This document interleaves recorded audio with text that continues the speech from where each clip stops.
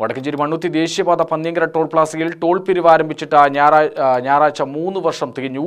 ഇതുവരെ 650 കോടി രൂപയോളം ടോൾ ഇനത്തിൽ പിരിച്ചെടുത്തതായി കണക്കുകൾ സൂചിപ്പിക്കുന്നു. 2022 മാർച്ച് 9-നാണ് നിരവധി പ്രതിഷേധങ്ങൾക്കിടെ ടോൾ പിരിവ് ആരംഭിച്ചത്. ഇതുവരെ 4 തവണ ടോൾ നിരക്ക് വർദ്ധിപ്പിക്കുകയും ചെയ്തു.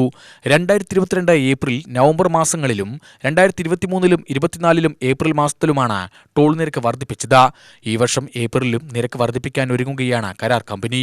ഓരോ തവണയും 3 മുതൽ 5% വരെ വർധനവാണ് വരുത്തുന്നത്. പ്രതിദിനം 50 മുതൽ 60 ലക്ഷം രൂപ വരെ ടോൾ പ്ലാസയിൽ ലഭിക്കുന്നുണ്ട് എന്നതാണ് കണക്ക്. അങ്ങനെയെങ്കിൽ 3 വർഷം കൊണ്ട് കരാർ കമ്പനി ഇതുവരെ പിരിച്ചെടുത്തത് 657 കോടി രൂപയാണെന്ന് വ്യക്തമാവും. 10 വർഷത്തേക്കാണ് നിലവിൽ ടോൾ പിരിക്കാൻ കരാർ കമ്പനിക്ക് അനുമതി നൽകിയിരിക്കുന്നത്.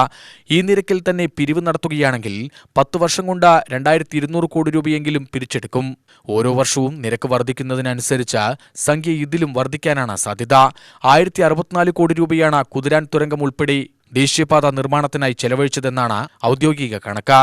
അങ്ങനെയെങ്കിൽ ചിലവഴിച്ച തുകയുടെ ഇരട്ടിയോളം 10 വർഷം കൊണ്ട് പിരിച്ചെടുക്കാനാണ് സാധ്യത. ടോൾ പിരിക്കുന്ന കാലയളവിൽ ദേശീയപാതയുടെ പരിപാലന ചുമതലയും കരാർ കമ്പനിക്കാണ്. എന്നാൽ ഇത് കൃത്യമായി നടപ്പിലാക്കുന്നില്ല. ദേശീയപാതയുടെ നിർമ്മാണ പ്രവൃത്തികൾ പൂർത്തിയാക്കുന്നതിന് മുമ്പ് തന്നെ ടോൾ പിരിവ് ആരംഭിക്കാൻ ദേശീയപാത അതോറിറ്റിയും കേന്ദ്ര സർക്കാരും അനുമതി നൽകിയിരുന്നു.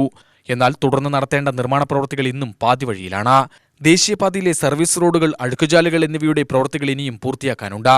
വടക്കഞ്ചേരിയിലെയും കുതിരാൻ തുരങ്കത്തിന് സമീപത്തെ പാലത്തും ഇപ്പോഴും കുത്തിപ്പൊളിച്ച് പണി നടക്കുകയാണ്. ഇതിനിടയിലാണ് ടോൾ കൊള്ള നടക്കുന്നത്. ഇപ്പോൾ നിലവിൽ സൗജന്യം നൽകിയ പ്രദേശവാസികളിൽ നിന്നും ടോൾ പിരിക്കാനുള്ള നീക്കത്തിലാണ് കരാർ കമ്പനി.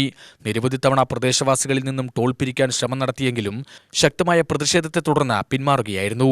ഇത് സംബന്ധിച്ച് ഇപ്പോഴും ചർച്ച നടന്നുവരികയാണ്. 2024-ൽ ടോൾ പിരിവ് ആരംഭിക്കുമ്പോൾ PP സുമോദ് MLA ഇടപെടലിനെ തുടർന്നാണ് പ്രദേശത്തെ 6 പഞ്ചായത്തുകളിലുള്ളവർക്ക് സൗജന്യം അനുവദിച്ചത്. UTV news, Palakkad.